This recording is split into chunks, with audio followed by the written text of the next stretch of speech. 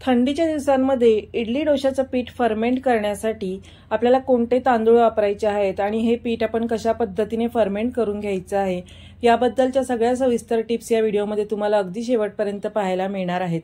तर या पिठापासून तयार केलेली इडली बघू शकता, अगदी मऊ लुसलुशीत अशी ही जाळीदार इडली बनवून तयार होते आणि याच पिठापासून तुम्ही डोसे देखील तयार करू शकता। तर अगदी अशीच इडली आणि असंच इडलीचं पीठ तयार करण्यासाठी कोणती स्टेप मिस न करता रेसिपी शेवटपर्यंत पहा आणि अजूनही तुम्ही चॅनलला सबस्क्राइब केलं नसेल तर अशाच नवीन नवीन रेसिपींच्या नोटिफिकेशनसाठी बेल आयकॉनवर क्लिक करून वैशाली मेजवानीला सबस्क्राइब करा। रेसिपीला सुरुवात करण्याआधी वैशाली मेजवानीमध्ये सगळ्यांचं खूप खूप खूप मनापासून स्वागत। आता इथे सुरुवातीला आपण इडलीचं पीठ कसं तयार करायचं आहे हे पाहणार आहोत आणि त्यासाठी आपण कोणते तांदूळ वापरायचे आहेत हे देखील इथे पाहणार आहोत। तर सुरुवातीला एका भांड्यामध्ये आपण 3 वाटी इतके हे इडलीचे तांदूळ घेतलेले आहेत। तर हे इडलीचे तांदूळ तुम्हाला कोणत्याही किराणा स्टोअरमध्ये किंवा सुपर मार्केटमध्ये अवेलेबल असतात। अशा प्रकारे आता 3 वाटी आपण हे तांदूळ घेतलेले आहे। त्याचं टेक्स्चर तुम्ही जवळूनही बघू शकता। तर याऐवजी तुम्ही कोणताही जाड तांदूळ वापरू शकता किंवा तुम्ही उकडा तांदूळ देखील वापरू शकता। तर हे इडलीचे तांदूळ आणि जाड तांदूळ लवकर फर्मेंट होतात, त्यामुळे थंडीच्या दिवसात इडली किंवा डोश्याचं पीठ तयार करत असताना शक्यतो यासाठी उकडा तांदूळ वापरला तर पीठ लवकर फर्मेंट होतं। तर इथे मी हा 3 वाटी इतका इडलीचा तांदूळ घेतलेला आहे। त्यानंतर इथे आपण त्याच वाटीने 1 वाटी इतकी उडीद डाळ आणि 1 छोटा चमचा यामध्ये मेथी दाणे घालून घेतलेले आहेत। तर मेथी दाणे घालत असताना ते आपल्याला उडीद डाळीमध्येच मिक्स करून घ्यायचे आहेत। आणि आता हे दोन्ही जिन्नस आपल्याला धुवून घेत असताना डाळ धुवायची असल्यास आपल्याला ती फक्त हलक्या हाताने धुवून घ्यायची आहे। तर फक्त 1 ते 2 पाण्यातूनच आपण ही डाळ धुवून घेणार आहोत आणि त्यानंतर डाळ बुडेल इतकं पाणी आपल्याला यामध्ये घालून घ्यायचं आहे। इथे आपण डाळ तांदूळ भिजत घालत असताना यामध्ये मेथी दाणे आपण डाळीमध्ये घातलेले आहेत, कारण डाळ आपण हलक्या हाताने फक्त 1 ते 2 वेळा धुवून घेतलेली आहे।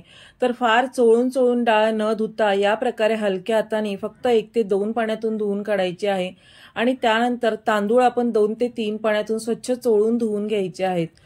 अशा प्रकारे आपण दोन्ही जिन्नस धुवून घेतले की हे बुडेल इतकं पाणी यामध्ये घालून आपल्याला हे 2 ते 3 तास कमीत कमी आणि 4 तास जास्तीत जास्त भिजवून घ्यायचे आहेत।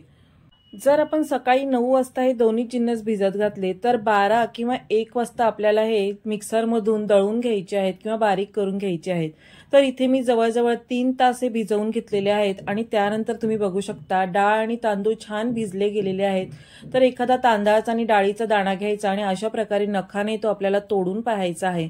तर इथे तुम्ही बघू शकता अगदी सहजरित्या हा तुटला जात आहे, म्हणजे हे तांदूळ आणि डाळ छान असे भिजले गेलेले आहेत। आता हे आपल्याला मिक्सरमधून कशा पद्धतीने वाटून घ्यायचे आहे जेणेकरून हे पीठ लवकर फर्मेंट होईल। तर इथे आता मिक्सरच्या भांड्यामध्ये आपण सुरुवातीला तांदूळ घालून घेणार आहोत आणि तांदूळ दळत असताना यामध्ये आपल्याला डाळ भिजवलेलं पाणी घालायचं आहे आणि हे तांदूळ दळून घ्यायचे आहेत।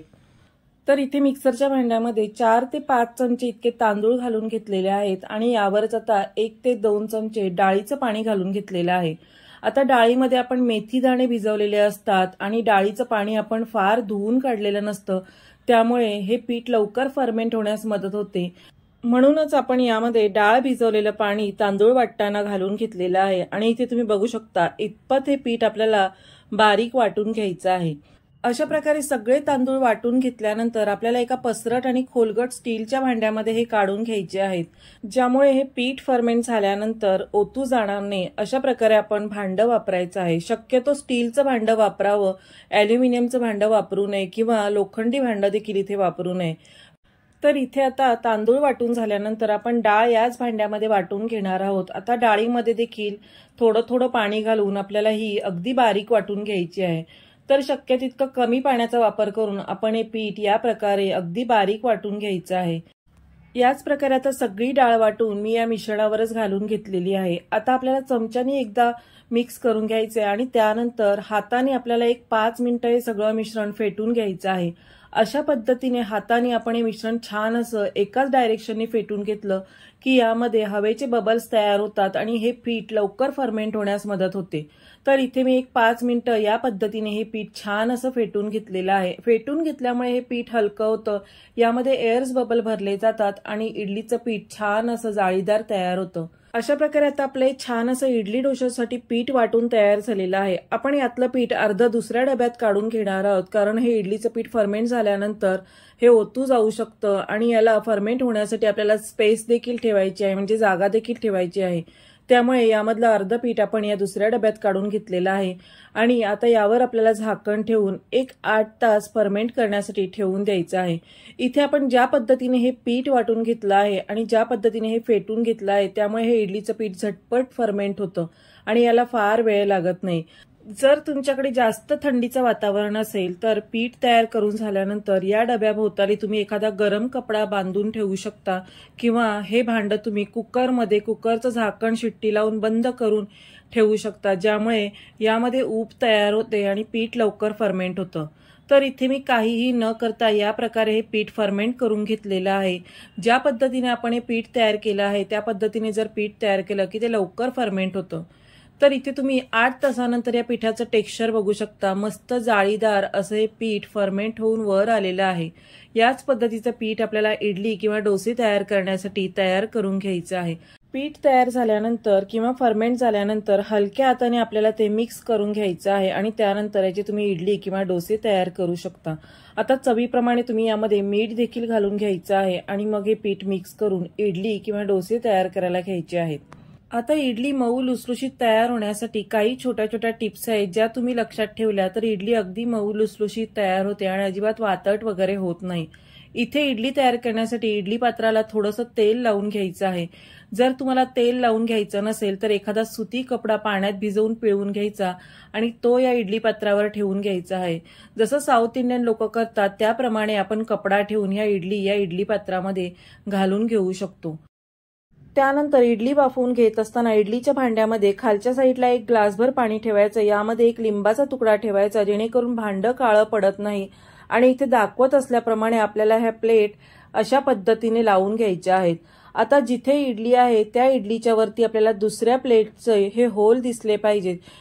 अशा प्रकारे आपल्याला या प्लेट ठेवून घ्यायच्या आहेत जेणेकरून स्टीम अगदी व्यवस्थित चारी बाजूनी लागली जाते आणि सगळ्या इडली व्यवस्थित अगदी वाफवून तयार होतात.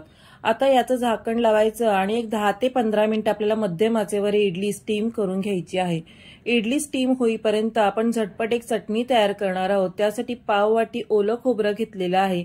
सोबतच अर्धा इंच आल्याचा तुकडा, एक मोठी पाकळी लसणाची आणि 2 हिरव्या मिरच्या घालून सोबतच एक मूठभर आपण यामध्ये कोथिंबीर घालून घ्यायची आहे. आता इथे पाव वाटी इतकी फुटाणा डाळ देखील घालून घेतलेली आहे. चवीप्रमाणे यामध्ये मीठ घालायचंय, अर्ध्या लिंबाचा रस पिळून घ्यायचा, थोडासा कढीपत्ता घालून अगदी चिमूटभर साखर देखील यामध्ये आपल्याला चवीप्रमाणे घालून घ्यायची आहे. तर साखर घालणं ऑप्शनल आहे. बाकीचे जिन्नस घालून आपल्याला यामध्ये बर्फाचे तुकडे घालून घ्यायचे आहेत किंवा इथे तुम्ही अगदी फ्रीजमधलं थंड पाणी यामध्ये घालून ही चटणी अगदी बारीक वाटून घ्यायची आहे. अशा पद्धतीने ही चटणी वाटून घेतली की ती चटपटीत तयार होते आणि अजिबात काळपट देखील पडत नाही. आता चटणीसाठी आपण फोडणी तयार करायची आहे. तर 2 छोटे चमचे तेल कडकडीत गरम करून घेतलेले आहे. यामध्ये अर्धा छोटा चमचा उडीद डाळ, अर्धा छोटा चमचा मोहरी आणि थोडीशी कढीपत्त्याची पाने घालून ही फोडणी या चटणीवर घालून घ्यायची आहे आणि इथे आपली ही इडली डोशाची चटपटीत चटणी तयार झालेली आहे. त्यानंतर इथे आपली 10 मिनिटं देखील झालेली आहेत आणि 10 मिनिटांनंतर आपली इडली देखील छान अशी स्टीम झालेली आहे. आता इडली स्टीम झाली की आपण ते भांड्यातून काढून घेतलेले आहेत आणि यावरच आता गरम असतानाच आपल्याला थंड पाणी शिंपडून घ्यायचं आहे. अशा प्रकारे थंड पाणी सगळ्या इडलींवर शिंपडून घेतलं की ह्या इडल्या वातट होत नाहीत आणि मऊ लुसलुशीतच राहतात. तर साऊथ इंडियन लोक ज्या पद्धतीने इडली तयार करतात त्यावेळी ते यावर इडली तयार करून झाल्यानंतर अशा प्रकारे पाणी मारतात, ज्यामुळे या इडल्या अगदी मऊ लुसलुशीतच राहतात. आता अशा पद्धतीने आपण पाणी मारल्यानंतर जेव्हा आपण या भांड्यांमधून ही इडली काढतो तेव्हा ती भांड्याला चिटकून देखील राहत नाही किंवा त्याचे काठ देखील भांड्याला चिटकून राहत नाही. तर अगदी व्यवस्थित ही इडली या भांड्यातून आपण काढू शकतो. आणि इथे तुम्ही आता बघू शकता अगदी मऊ लुसलुशीत कापसासारखी ही इडली आपली बनून तयार झालेली आहे आणि अजिबात भांड्याला हे इडलीचं पीठ चिटकलेलं नाही. इडली गरम असताना ही डिमोल्ड करण्यापूर्वी किंवा काढून घेण्यापूर्वी यामध्ये असं थंड पाणी शिंपडलं की हे इडलीचे काठ देखील भांड्याला चिटकले जात नाहीत आणि अगदी व्यवस्थित भांडं देखील आपलं क्लीन निघतं. अशा प्रकारे आपण सगळ्या इडली तयार करून घेतलेल्या आहेत. आज इथे आपण इडलीचं पीठ तयार करून त्यापासून मऊ लुसलुशीत इडली कशी तयार करायची आणि सोबतच चटपटीत चटणी देखील कशी तयार करायची याबद्दलची सगळी सविस्तर माहिती आणि छोट्या मोठ्या टिप्स पाहिलेल्या आहेत, ज्यामुळे इडलीचं पीठ थंडीमध्ये देखील अगदी व्यवस्थित फर्मेंट होतं आणि इडल्या देखील मऊ लुसलुशीत तयार होतात। तर आजची रेसिपी तुम्हाला कशी वाटली मला कमेंट करून नक्की कळवा। रेसिपी आवडली तर व्हिडिओला लाईक नक्की करा, सोबतच तुमचे मित्रपरिवार आणि नातेवाईकांमध्ये देखील नक्की शेअर करा आणि अशाच नवीन नवीन रेसिपींच्या नोटिफिकेशनसाठी बेल आयकॉनवर क्लिक करून वैशाली मेजवानीला सबस्क्राईब करा।